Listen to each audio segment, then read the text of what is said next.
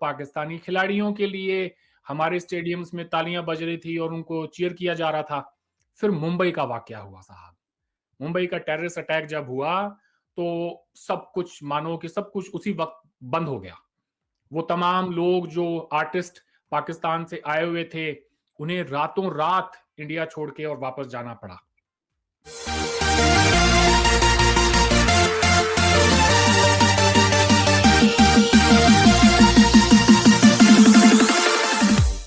कि वो जो पाकिस्तान के खिलाफ नफरत है, जो सोशल मीडिया के थ्रू, मेन स्ट्रीम मीडिया के थ्रू प्रोपगेट की जाती है, एक पर्टिकुलर जो हमारे यहाँ पे पॉलिटिकल डिस्कोर्स है, उसको सपोर्ट करने के लिए, तो उसके शक के दायरे में फिर भारत का मुसलमान भी आ जाता है।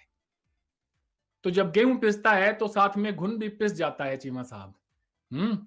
तो ये वजह है कि आज कोई भी चीज होती है ना, जब वो आती है, फिर वो चाहे इंटरनेट हो या कोई एक बंदूक हो, बंदूक से किसी का कत्ल भी कर सकते हैं, किसी की हिफाजत भी कर सकते हैं। तो अब ये जो है दो धारी तलवार हो गया है। ऑन द अदर साइड, आपके यहां से वो जो नफरत है, वो तो पहले दिन से ही बनाई गई है। एज इन की पाकिस्तान की आइडेंटिटी तभी तक मुमकिन है जब तक कि आप हिंदुस्तान से नफरत करें, और इंडिया से जब नफरत होगी तो पाकिस्तान की एग्जिस्टेंस को एक जवाब मिल जाता है, और वो फिर किताबों में भी ट्रांसलेट होता है। आई एम श्योर आप मुताले पाकिस्तान पढ़कर बड़े हुए होंगे। पाकिस्तान स्टडीज में जिस किस्म का झूठ पढ़ाया जाता है, हमारे यहाँ पे नहीं पढ़ाया जाता। ये नहीं, आप आए, इंडिया आए, आप रिसर्च करें। एक इंटरेस्टिंग आप सवाल है ये। हाँ जी, आप एक इंटरेस्टिंग सवाल मेरे ज़हन में आ रहा है। जी जी, बस मैं अपनी बात मुकम्मल कर लूं, उसके बाद में आप प्लीज हैं। ओके, तो ओके। ये एक जो फर्क है, आज इंडिया जो काम मुताले पाकिस्तान ने पाकिस्तान की सोसाइटी में किया है इंडिया के खिलाफ नफरत उभारने में, वो काम हमारे यहाँ पर सोशल मीडिया कर रहा है किस हद के, और मेन स्ट्रीम मीडिया भी कर रहा है बड़ी बड़ी उसमें एक लेवल में। आज अगर देखें, बहुत सारे मीडिया हाउसेज हैं जिनका काम इस सारे दिन यही है। तो प्लीज इसके बाद अगर आप कुछ पूछना चाहें तो। जी। आपने कहा कि पाकिस्तान में मुतालिया पाकिस्तान और हिस्ट्री, इसमें कोई शक नहीं है कि ये पाकिस्तान में बहुत लिटरेचर लिखा भी गया और पढ़ा भी गया, और जो एक प्रोग्रेसिव तबका था उसने ये समझा कि हमें सही तारीख नहीं पढ़ाई गई, और वो एक डॉक्टर्ड हिस्ट्री, और रियासत ने अपनी मर्जी से हिस्ट्री पढ़ाने की कोशिश की, क्योंकि हम जो अपनी सर्वाइवल है, एग्जिस्टेंस है, उसको, उसका जो नैरेटिव था उसको रेलिवेंट रखना चाह रहे थे। चले पाकिस्तान में तो जो मुताला पाकिस्तान में मान लिया। आपने कहा कि इंडिया में एजुकेशन के में ऐसी कोई तब्दीलियां, ऐसी कोई वजूहात नहीं है। मुझे ये बताएं फिर कि पाकिस्तान में तो मुतालिया पाकिस्तान पढ़ा और हम ये एंटी इंडिया हो गए। इंडिया ने ऐसा क्या पढ़ा कि इंडियन भी उतने ही एंटी पाकिस्तान है? ये सोशल मीडिया तो अभी की बात है ना, ये तो इस जनरेशन की, ये जो अभी बच्चों के हाथ में मोबाइल आए हैं, उससे पहले जो इन बुजुर्गों को मैं और आप मिलते हैं अरविंद साहब, क्या वो, उनका पर्सपेक्टिव कोई हमसे अलग है? लाखों हजारों जो इंडियंस हैं उनसे मैं, मेरी बात होती है वर्चुअली, मेरा एक मोबाइल नंबर है, उस पर बहुत सारे लोग मैसेजेस भेजते हैं, वीडियो, ज्यादा वैसे पॉजिटिव मैसेज ही होते हैं क्योंकि आई एम फॉर पॉजिटिविटी। लेकिन इंडिया में क्यों इस तरह का माहौल खराब है पाकिस्तान में? ये 5-7 साल की जो सोशल मीडिया जनरेशन को छोड़ दें, और इनको, इनके हाथ में आते ही मोबाइल दे दिया गया, तो उनको कैसे पता था कि हमने पाकिस्तान के खिलाफ जो है ये पर्सपेक्टिव रखना है? तो जरा इस पे भी थोड़ा हमें अवेयर कीजिए। ये सब शुरू होता है जब सबसे पहले फेसबुक आया। यूट्यूब भी, यूट्यूब थोड़ा सा उससे पहले आ गया था, और फेसबुक उसके साल 2 साल बाद आया। तो उस वक्त ये कहानी शुरू होती है चीमा साहब, लेकिन आते ही तो कोई चीज हर आदमी तक नहीं पहुंचती है ना, उसको पहुंचने में थोड़ा वक्त लगता है। तो मैं समझता हूं कि चलें, आप सन 47 से लेकर कारगिल वॉर तक का जो हमारा एक कॉन्फ्लिक्ट का पीरियड रहा, जो मेजर कॉन्फ्लिक्ट दोनों मुल्कों में रहे, वो कारगिल वॉर के बाद में खत्म हो गए। तो कारगिल वॉर के बाद में क्या हुआ? कारगिल वॉर के बाद में जनरल मुशर्रफ से डायलॉग हुआ, वो आगरा आए, हमारी पार्लियामेंट पे भी अटैक हुआ, उसके बावजूद भी डायलॉग हमारे होते रहे। और फिर ये दोनों मुल्कों में कहीं ना कहीं पे अंडरस्टैंडिंग बनी कि ये जो टेंशन बन चुकी है हमारे दरमियान, eyeball to eyeball हमारी फोर्सेस रही तकरीबन साल भर तक। अब मुझे अच्छी तरह से याद है, मेरा घर बॉर्डर इलाके से है, तो खेतों में लोगों के माइंस डाल दी गई और उसकी वजह से जो परेशानी हुई, लोग खेती बाड़ी नहीं कर सकते थे, लोगों का रोजगार चला गया, बहुत सारे प्रॉब्लम पेश आई।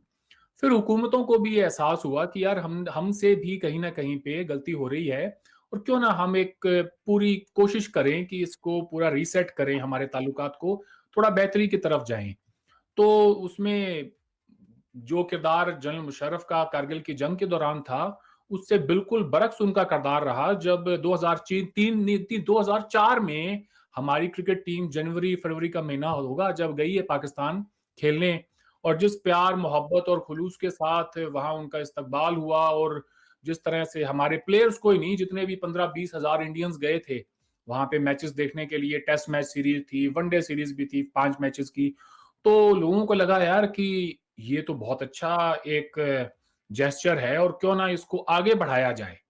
तो जिस किस्म की, हालांकि पाकिस्तान उस वक्त वॉर ऑन टेरर में बहुत बुरी तरह से घिरा हुआ था, लेकिन उसके बावजूद हमें जो वहां पे मेहमान नवाजी मिली, और जिस किस्म से लोगों ने जो है जिस गर्मजोशी से सबका इस्तकबाल किया, वो देखने लायक था। वो आज भी उसके बारे में सौरव गांगुली हो या सचिन हो, कोई भी हो, उसकी बात करते हैं।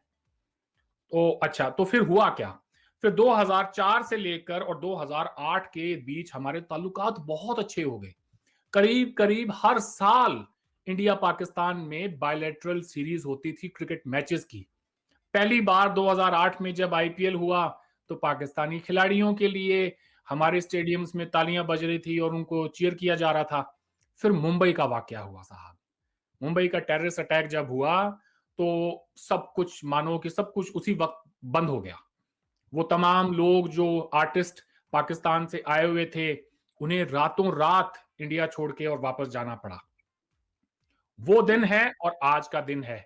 उसके बाद मुसलसल हमारे रिश्ते बिगड़ते चले गए।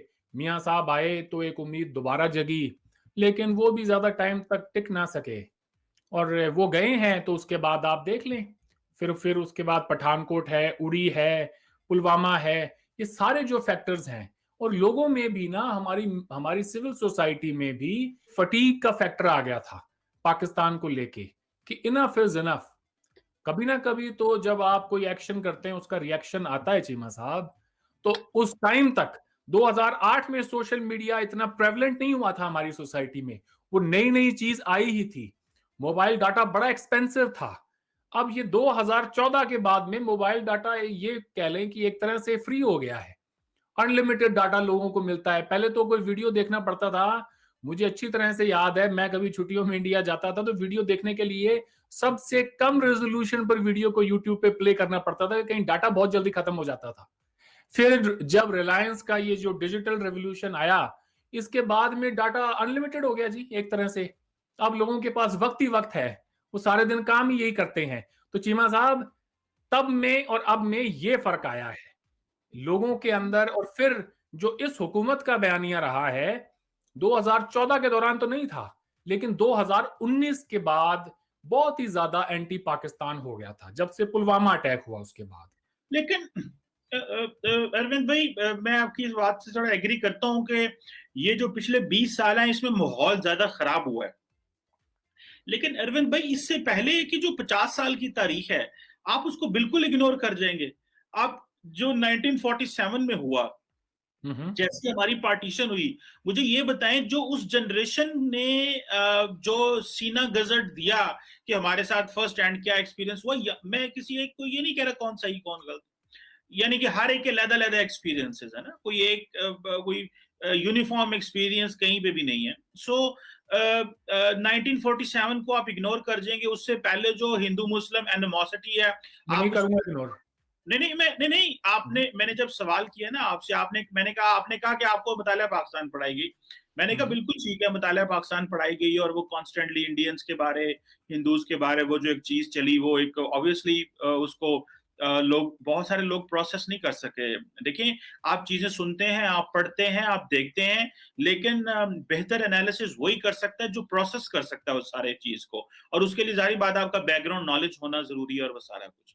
लेकिन आप ये समझते हैं कि पाकिस्तान की ये जो पिछले 20 साल की जो रिकॉर्डेड हिस्ट्री है, इसने इंडिया के अंदर वो फटीग जनरेट कर दी। लेकिन जो पिछले 50 साल के हमारे मामलात हैं, उसकी वजह से आप समझते हैं कि मामलात पाकिस्तान, जो इंडिया के अंदर पाकिस्तान के बारे में एनिमोसिटी है, कश्मीर है, पार्टीशन है, और कश्मीर के ऊपर 2-3 जंगें हैं, आपका न्यूक्लियर वेपन बनाना, पाकिस्तान को उसको फॉलो करना, मतलब don't you think this is all this these are also reasons जिसको मैं जी, which played a very strong role जी मैं in, जवाब देता हूँ उसका। on Indian side in terms of creating a sort of an environment of animosity.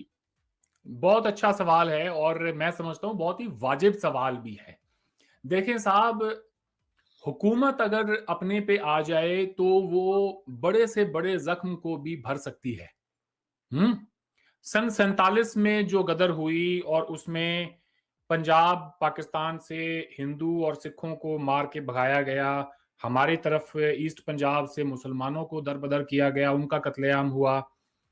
तो एक लोगों में गम और रंजिश का माहौल था, गुस्सा था, कहीं न कहीं पे वो दिखाई भी देता था।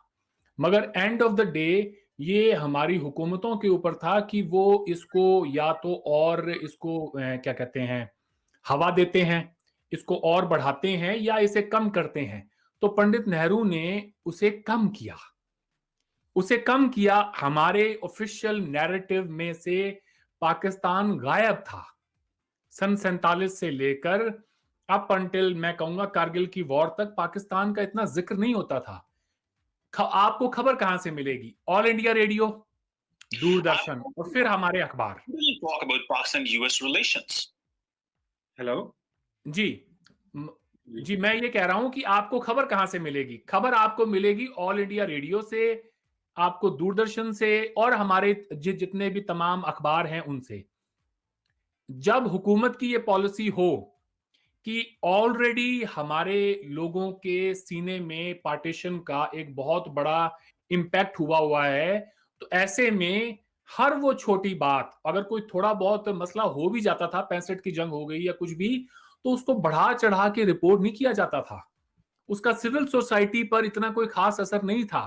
ये तो आप भी जानते हैं कि 65 की जंग हुई, तो वो एक लिमिटेड वॉरफेयर थी और बॉर्डर पे ही हुई। ना ही तो इंडिया ने और ना ही पाकिस्तान ने एक दूसरे के सिविलियन जो एरियाज हैं उनके ऊपर अटैक नहीं किया, जहां पर लोग रहते हो। कश्मीर थोड़ा सा बिल्कुल बॉर्डर पे है, बाकी अगर आप देखें तो बहुत ज्यादा इम्पैक्ट नहीं हुआ। थोड़ा बहुत हुआ भी है तो पंजाब के लोगों को पता है या फिर राजस्थान को। Other than